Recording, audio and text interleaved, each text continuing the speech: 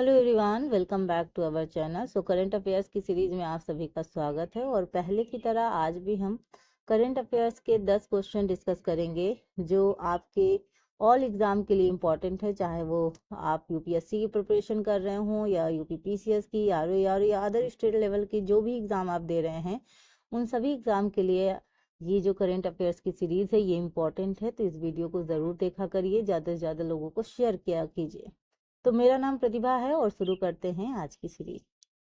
आज की सीरीज का पहला क्वेश्चन है कि आरबीआई ने नियमों के उल्लंघन के लिए फेडरल बैंक और करूर वैश्य बैंक पर जुर्माना लगाया है। तो एक्चुअली क्या हुआ है, आरबीआई कुछ गाइडलाइन जारी करती है, कुछ रूल रेगुलेशन होते हैं आरबीआई के।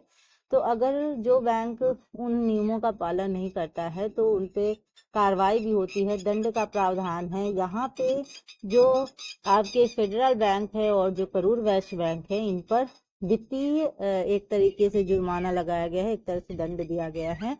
तो आपकी जानकारी के लिए बताएं कि फेडरल बैंक पर 27.30 लाख का और करूर वैश्य बैंक पर 8.30 लाख का जुर्माना लगाया गया है।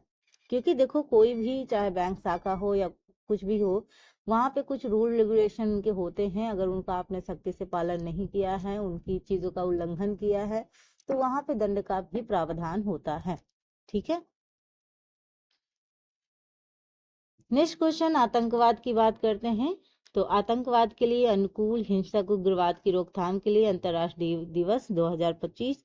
तो यहाँ पे थोड़ा सा बात करते हैं कि एक तरीके से यह विशिष्ट क्षेत्र धर्म और राष्ट्रीयता या विचारधारा तक सीमित नहीं है, बल्कि पूरी दुनिया के लिए एक चुनौती बना हुआ, चुनौती का विषय है ही ये आतंकवाद। क्योंकि आतंकवादी के अंदर ना इमोशंस है ना कुछ है, वो मतलब बहुत ज़्यादा एक तरीके से कह दे तो खतरनाक चीज़ है। तो ISIL, अलकायदा और बोको हराम जैसी उग्रवादी समूह, यानी ये एक उग्रवादी ग्रुप है जिसका नाम क्या है, ISIL, अलकायदा और बोको हराम ना।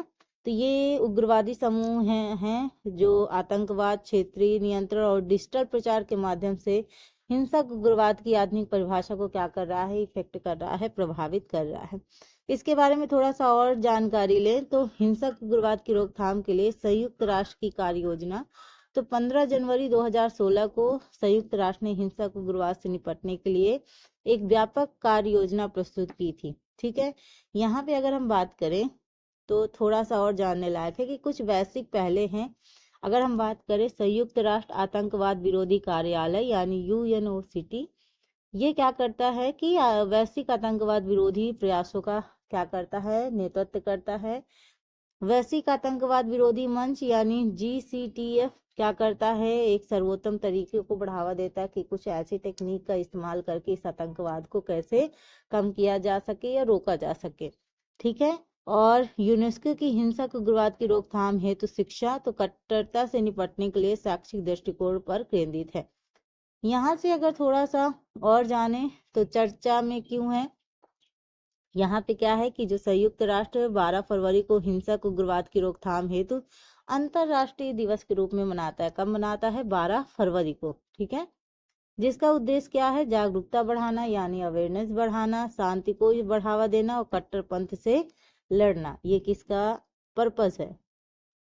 हिंसक उग्रवाद की समझ क्या है? ये खतरा है धर्म, राष्ट्रीयता पर, विचारधारा पर। एक तरह से हम कह दे तो यहाँ पे है जो संगठन है ISIL, अलकायदा, बोको हराम जैसे संगठन आतंकवाद, क्षेत्रीय नियंत्रण के माध्यम से अपने विचार को क्या कहते हैं, फैलाते हैं। और एक तरह से ये इस तरीके से चीज़ों को फैलाते हैं, लोग हिप्नोटाइज जैसे हो जाते हैं कि उनकी बात मानने लगते हैं और बंदूक वगैरह लेके मतलब हिंसक हो जाते हैं। एक तरीके से कहा जाए तो ये बहुत ही खतरनाक लोग होते हैं।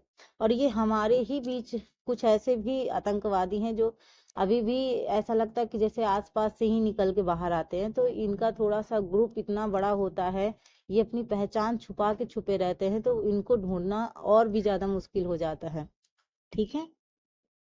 हिंसक उग्रवाद का प्रभाव, मानवीय संकट की बात करें तो नागरिक हताहत, विनाश, विस्थापन, बलपूर्वक प्रशासन करे, संघर्ष क्षेत्रों से लाखों लोग पलायन करते हैं जिससे शरणार्थी संकट उत्पन्न होता है।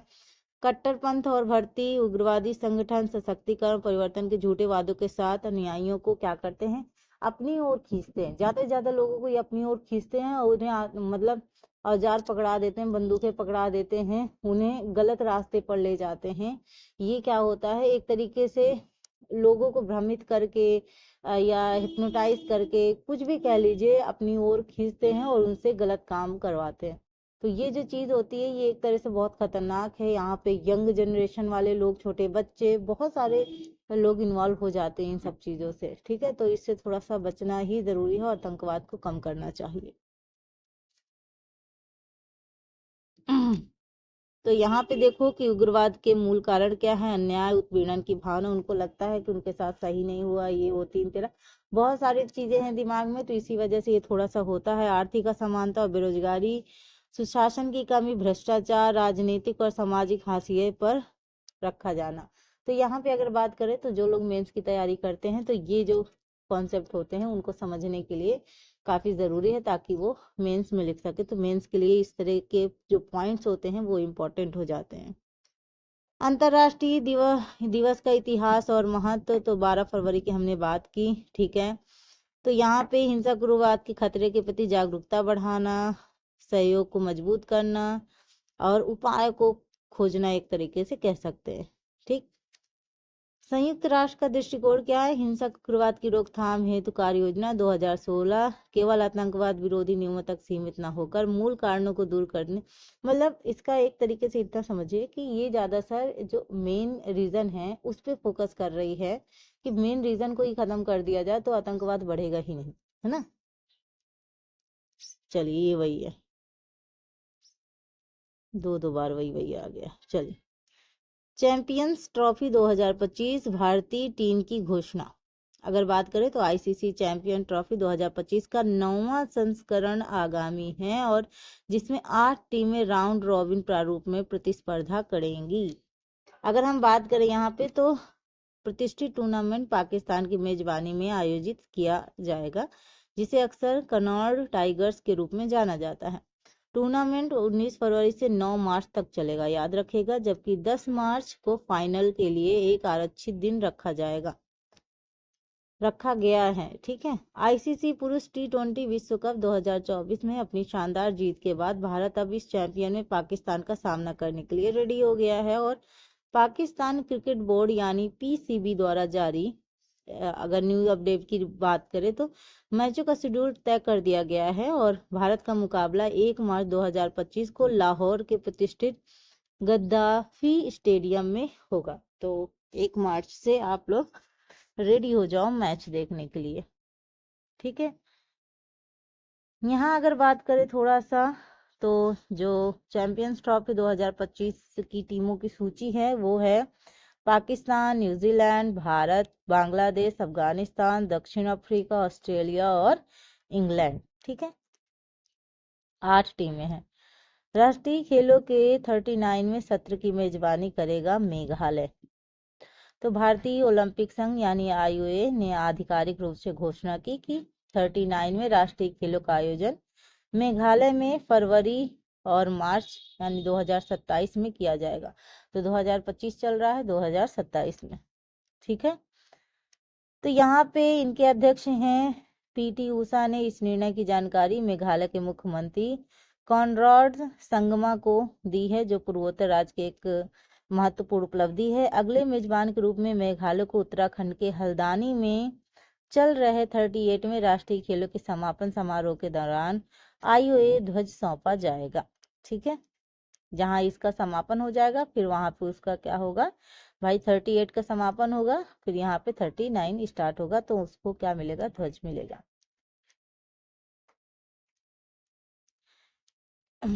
यहाँ पे इम्पोर्टेंट पॉइंट अगर आप नोट करना चाहें तो कर सकते हैं, काफ़ी अच्छा है कि जो भारतीय ओलंपिक संघ है 2027 में आयोजित होने वाले 39वें राष्ट्रीय खेलों की क्या कर रहा है, मेजबानी कौन कर रहा है, मेघालय। ठीक है, अगर बात करें ध्वज हस्तांतरण समारोह, 38वें राष्ट्रीय खेलों के समारोह जब समाप्त हो जाएगा तो मेघालय को ध्वज सौंपा जाएगा और इसके अध्यक्ष पीटी ऊषा हैं, जिन्होंने मुख्यमंत्री कॉनराड संगमा को पत्र लिखकर यह निर्णय की पुष्टि की है। ठीक है, मेघालय की प्रतिक्रिया, कॉनराड संगमा ने इस राज्य के लिए एक बड़ी उपलब्धि बताया और सोशल मीडिया प्लेटफॉर्म एक्स पर अपनी खुशी व्यक्त की है। राष्ट्रीय खेलों का महत्व यानी राष्ट्रीय खेल भारत के सबसे बड़े मल्टी स्पोर्ट आयोजनों में से एक है, जिसमें वर्तमान संस्करण उत्तराखंड में लगभग 10,000 खिलाड़ी और अधिकारी भाग ले रहे हैं, मतलब 10,000 खिलाड़ी भाग ले रहे हैं।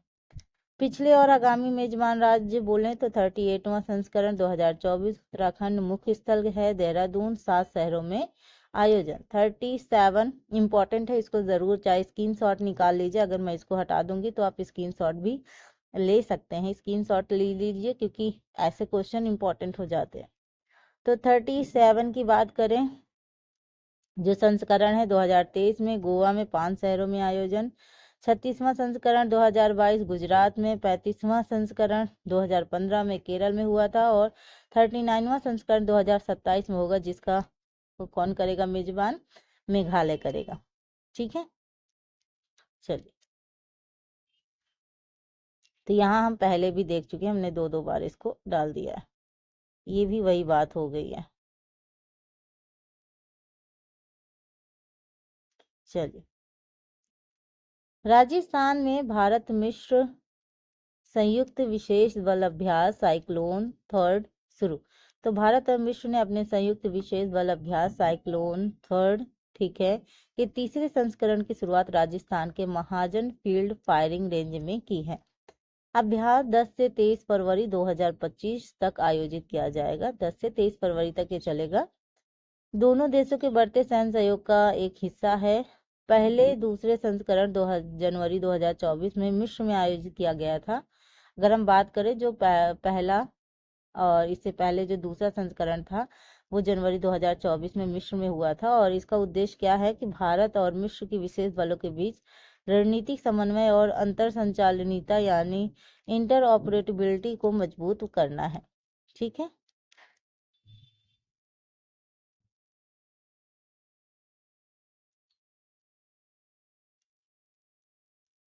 नेक्स्ट क्वेश्चन की बात करते हैं। टीएचडीसी ने 660 मेगावाट यूपी प्लांट के साथ तापीय ऊर्जा में विस्तार किया। तो टीएचडीसी इंडिया लिमिटेड ने उत्तर प्रदेश के बुलंदशहर जिले में स्थित Khurja super thermal power plant, ठीक है, एसटीपीपी की 660 मेगावाट की क्षमता वाली इकाई का वाणिज्यिक संचालन शुरू कर दिया है।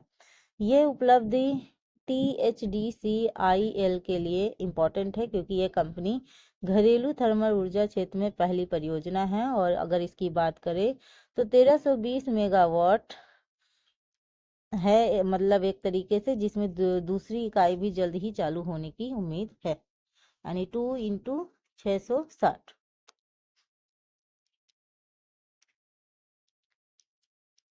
अगर हम कहें चर्चा में क्यों है, तो THDC ने 660 मेगावाट यूपी प्लांट के साथ थर्मल ऊर्जा में क्या किया है? विस्तार किया है। परियोजना का नाम क्या है? Khurja super thermal power plant यानी STPP। स्थान है बुलंदशहर, आपका उत्तर प्रदेश। क्षमता है 1320 मेगावाट यानी 2 × 660 मेगावाट। संचालन स्थिति इकाई 1 660 मेगावाट 25 जनवरी 2025 से लागू, एक तरीके से चालू, और इकाई 2 जल्द शुरू होगी। निवेश 13,000 करोड़, ठीक है। कोयला स्रोत अमेलिया कोयला खदान सिंगरौली मध्य प्रदेश। वार्षिक विद्युत उत्पादन 9,264 मिलियन यूनिट, 85% PLF, ठीक है। बिजली आवंटन ये इतना इम्पोर्टेंट नहीं है। अगर हम कहें तो यहाँ पे ये याद रखिएगा, हाँ जी, इसका मुख्यालय है ऋषिकेश, उत्तराखंड, ठीक है। CPI ने जारी की दुनिया के सबसे भ्रष्ट देशों की लिस्ट थी। तो भ्रष्टाचार एक तरीके का गंभीर, हर जगह भ्रष्टाचार है, ऊपर से नीचे तक सब भ्रष्टाचार ही भ्रष्टाचार हो रहा है, कोई बिना लिए मानता ही नहीं। अब इस भ्रष्टाचार को कम करने के लिए ऊपर वाले अपनी तरफ से कोशिश करते हैं, नीचे वाले अपनी तरफ से कोशिश करते हैं, लेकिन कोशिश करने वाले भी वही कोशिश करके ही कोशिश रह जाते हैं। तो बड़ा मुश्किल काम है। बहुत ज़्यादा भ्रष्टाचार को कम करना एक तरीके से जंग लड़ने के बराबर है। बहुत डिफिकल्ट काम है क्योंकि हर एक पर्सन को कुछ ना कुछ चाहिए, वो बिना चाहिए वाला काम हो ही नहीं पाता है। तो भ्रष्टाचार को भाई मोदी थोड़ा ना आके वो नीचे वालों को कहेगा कि भाई तुम मत लो, है ना, या उन तक पहुंच कैसे बनाएगा। जो अंदर वाले अंदर ही अंदर काम कर जाते हैं उनका क्या। तो बहुत मुश्किल काम है भाई। सोर्स ये बहुत गलत तरीका है भाई। अपनी हिम्मत से कमाना है कमाओ, ये भ्रष्टाचार करके ये घूस वूस लेके ये काम करने का क्या मतलब है। चलिए इस टॉपिक पे नहीं आते, नहीं तो काफी ज्यादा बोल जाएंगे। भ्रष्टाचार एक गंभीर वैश्विक चुनौती बना हुआ है जो शासन, लोकतंत्र और विकास को प्रभावित करता है। ट्रांसपेरेंसी इंटरनेशनल द्वारा जारी भ्रष्टाचार धारणा सूचकांक CPI 2024 में भारत 180 देशों में 96 स्थान पर है। मतलब टोटल 180 देशों में इसका स्थान, भारत का स्थान याद रखेगा 96, ठीक है, जिसका स्कोर 38 है। ये 2023 के 39 और 2022 के 40 के स्कोर से कम है। अच्छा, कम हुआ है। भ्रष्टाचार के स्तर को 0 यानी अत्यधिक भ्रष्टाचार से 100 यानी बिल्कुल स्वच्छ के पैमाने पर मापता है। ये देखो, ये जो है ना, ये बहुत खतरनाक चीज है। पैसा, भारत की रैंकिंग और स्कोर, रैंक 180 में से 96वां स्थान, स्कोर 38, 2023 में 39, 2022 में 40। वैश्विक और क्षेत्रीय रैंकिंग, डेनमार्क सबसे कम भ्रष्ट देश, जिसके बाद फिनलैंड और उसके बाद सिंगापुर। सबसे अधिक भ्रष्ट देशों में दक्षिणी सूडान, सोमालिया, वेनेजुएला और सीरिया है। तो ये इंपॉर्टेंट है, इन सबको नोट डाउन कर लीजिएगा। ये जो है ना इंपॉर्टेंट, इनको नोट डाउन कर लीजिएगा, ये ज़रूरी है। भारत के पड़ोसी देशों की रैंकिंग अगर जान लें तो पाकिस्तान 135वां स्थान है, श्रीलंका 121, बांग्लादेश 149 और चीन 76वां स्थान है इसका। सबसे अधिक भ्रष्ट देश अगर हम बात करें निचली रैंकिंग से शुरू, दक्षिण सूडान 8 अंक सबसे भ्रष्ट, सोमालिया 9 अंक, वेनेजुएला 10 अंक और सीरिया 12 अंक।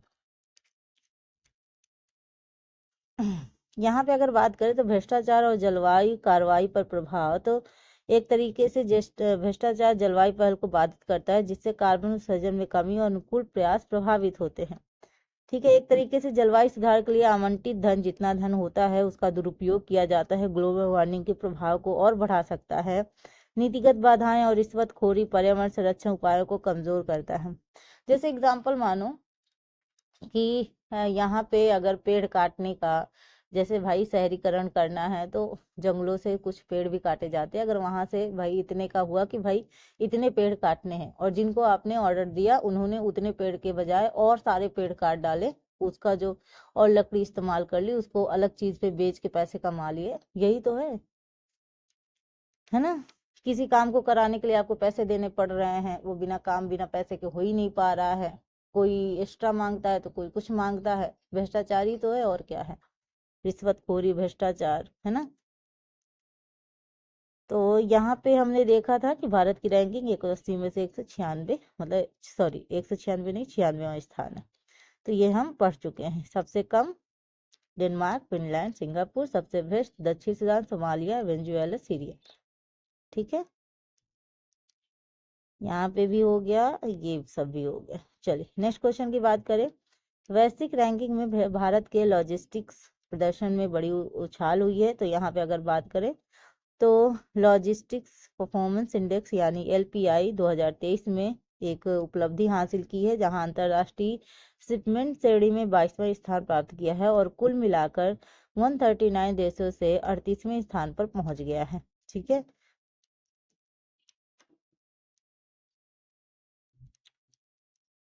नीति आयोग ने राज्य उच्च शिक्षा का पर रिपोर्ट जारी की है। तो नीति आयोग जो है वो राज्यों और राज्य सार्वजनिक विश्वविद्यालय के माध्यम से गुणवत्तापूर्ण उच्च शिक्षा का विस्तार नामक एक रिपोर्ट जारी की है। अगर हम इस रिपोर्ट की बात करें तो इसके जो उपाध्यक्ष हैं वो हैं सुमन बेरी। ठीक है, अगर यहाँ पे बात करें तो ये रिपोर्ट पहली बार विशेष रूप से राज्य सार्वजनिक विश्वविद्यालय यानी SPUS पर केंद्रित है और पिछले एक दशक में उच्च शिक्षा की गुणवत्ता, वित्त पोषण, शासन और रोजगार क्षमता से संबंधित एक व्यापक विश्लेषण प्रस्तुत है। इसमें लगभग 80 नीतिगत सिफारिशें और एक राजनीतिक रोड मैप शामिल है, जो नई शिक्षा नीति यानी NP 2020 और विकसित भारत 2047 के लक्ष्य के अनुरूप है।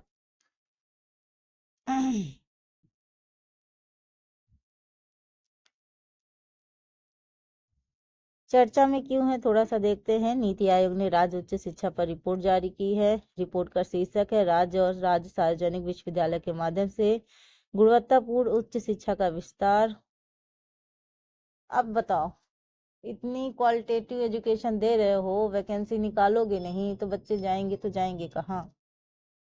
जारी करने वाला संगठन नीति आयोग, उपाध्यक्ष सुमन berry, doctor Vinod Kumar Pal, VVR Subramaniam, Vineet Joshi, doctor Pankaj Mittal. मुख्य फोकस क्षेत्र गुणवत्ता, वित्त पोषण, प्रशासन, रोजगार क्षमता। बेरोजगारी बढ़ रही है और इधर ये नई नई चीजें हो रही। राज्य सार्वजनिक विश्वविद्यालय की प्रमुख चुनौतियां: सीमित वित्तीय संसाधन, प्रशासनिक समस्याएं, क्षमता निर्माण की कमी। नीति सिफारिश की बात करें तो 80+ सिफारिशें हैं। अल्पकालिक, मध्यकालिक, दीर्घकालिक रणनीतियां हैं। यहाँ पे ये इम्पोर्टेंट नहीं है कितना। यहाँ पे थोड़ा सा देखते हैं उच्च शिक्षा का दृष्टिकोण क्या है। एनपी 2020 के अनुरूप 2035 तक नामांकन दुगना करने का लक्ष्य है। नामांकन मतलब उनकी जो एक तरीके से बच्चे अपना एडमिशन वगैरह कराते हैं, एक तरीके से उसको दुगना करने का एक तरीके से लक्ष्य रखा गया है। और विकसित भारत 2047 का समर्थन है। चलिए, यहाँ पे रणनीतिक महत्व क्या है। एसपीयूएस की वैश्विक प्रतिस्पर्धात्मक में सुधार और भारत को ज्ञान केंद्र यानी नॉलेजेबल हब बनाने के लिए एक ये महत्वपूर्ण चीज है। चलिए, देश में 15 जनवरी तक 54.50 करोड़ जन धन खाते खुले। तो अगर हम बात करें प्रधानमंत्री जन धन योजना यानी PMJDY, ये इंपॉर्टेंट है, याद रखिएगा, ऐसे क्वेश्चन आते हैं।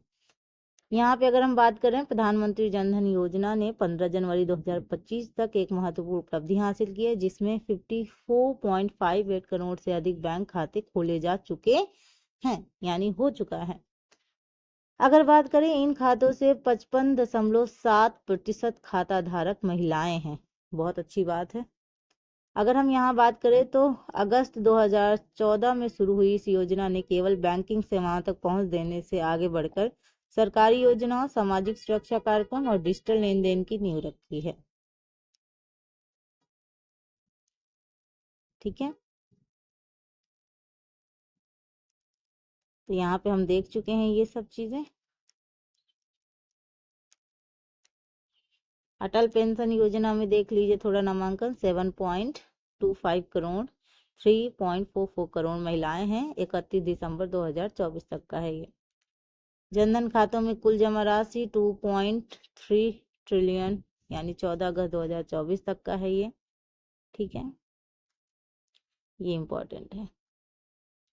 भविष्य लक्ष्य 2024-25 3 करोड़ और खाते खोले जाएंगे। ठीक है, तो ये रहा आज का इम्पोर्टेंट सेशन। आई होप आपको ये सीरीज अच्छी लगी होगी। अगर आपको अच्छी लगे तो आप लाइक से करें, सब्सक्राइब करें और ज़्यादा से ज़्यादा लोगों को शेयर करें।